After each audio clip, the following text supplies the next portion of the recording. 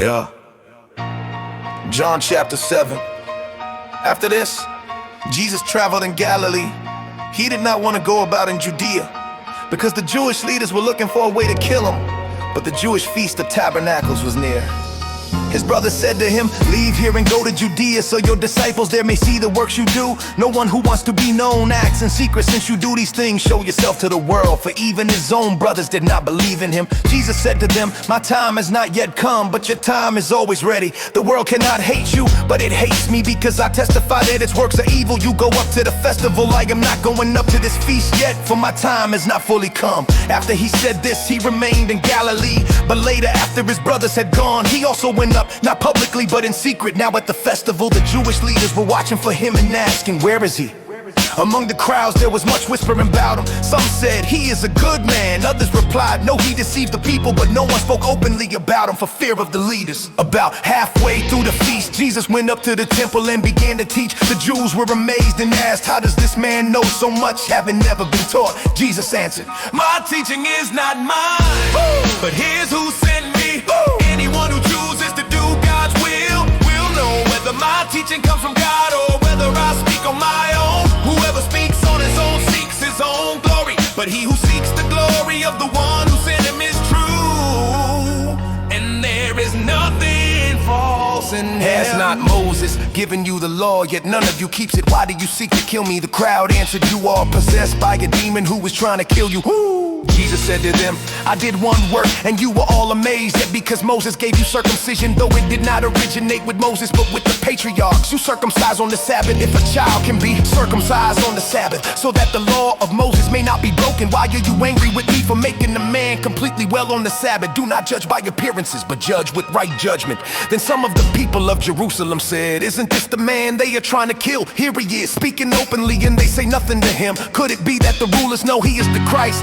But we know where this man is from. When the Christ comes, no one will know where he is from." Then Jesus cried out as he taught in the temple, saying, "Yes, you know me, and you know where I am from, yet I have not come on my own. The one who sent me is true, and you do not know him, but I know him because I am from him, and he sent me, and he sent me. My teaching is not mine, but his who sent me.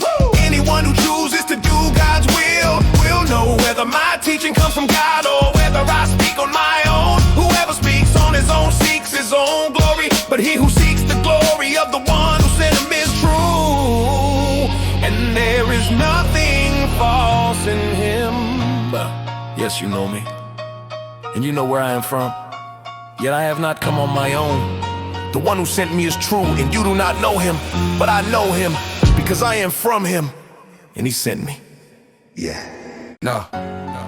At this they tried to seize him, but no one laid a hand on him, because his hour had not yet come. Still many in the crowd believed in him and said, "When the Christ comes, will he do more signs than this man has done?" The Pharisees heard the crowd whispering these things about him. Then the chief priests and Pharisees sent officers to arrest him. Jesus said, "I am with you only a little while longer. Then I go to the one who sent me.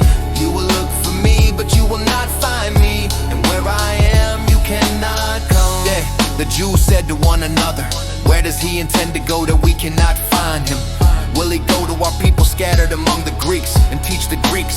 What did he mean when he said you will look for me and not find me? And where I am, you cannot come." On the last and the greatest day of the feast, Jesus stood and cried out, saying, "If anyone thirsts, let him come to me and drink. Whoever believes in me, as the scripture has said, out of his heart will flow rivers of living water." Yeah. He spoke this about the Spirit, whom those who believed in him would later receive. For the Spirit had not yet been given, because Jesus had not yet been glorified. When the people heard these words, some said, "Surely this man is the prophet." Others said, "He is the Christ." Still others asked, "How can the Christ come from Galilee? Does not scripture say that the Christ will come from David's line and from Bethlehem, the town where David lived?" So the people were divided because of him. Some wanted to seize him, but no one laid a hand on him. "I am with you only a little while longer. Then I go to the one who sent me. You will look for me, but you will not find me. And where I am, you cannot come." Yeah. It's just a news fly. Where I am, you